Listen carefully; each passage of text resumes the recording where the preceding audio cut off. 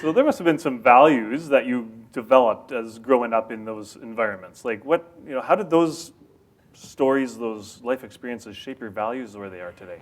Well, I think I was the oldest of four, and all four of us in some way, shape, or fashion have ended up in business and in service industries.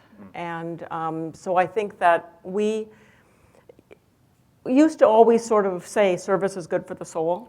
And so it became a bit of a family motto, and I think that it does make you feel good to gift to other people of your time and your energy and your money. And I think that if you can do that and make a living while you're doing it, it does pay you returns that make you feel gratified. So I think that that was definitely an influence. And I do believe that I wasn't the smartest person in my office. There was a lot of very smart people that I worked with, but I do believe I gave the best service. So when we had customers, they loved me because I made sure that we met their needs. And then I moved to head office and I worked in investor relations and I made sure the investors got what they needed. And so, I think that service really influenced me.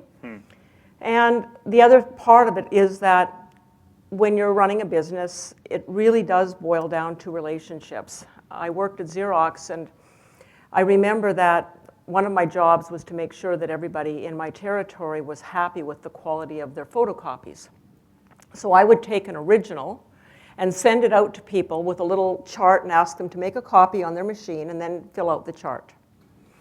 And I had a couple different service guys that worked in my territory. And one of them was, in my opinion, an excellent technician. But he was kind of a jerk. And he would kind of go into people's offices. He'd make them feel like they had done something wrong, and that's the reason why their machine wasn't working.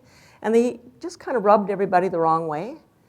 And we had another guy, and he was out in North Battleford, and I just remember he used to he was like the Maytag repairman. He would stop by and just visit people. Is your machine working okay? I just thought I'd stop in for coffee. Just couldn't be nicer, more concerned, and so empathetic when anybody's machine quit working.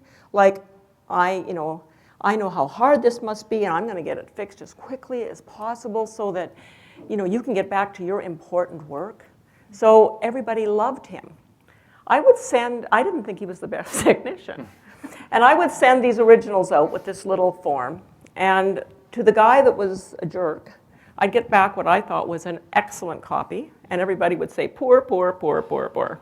And then I would send out to this other area and ask them to make a copy. And I'd get back a copy that I thought was pretty marginal. And they'd say, excellent, excellent, excellent, excellent.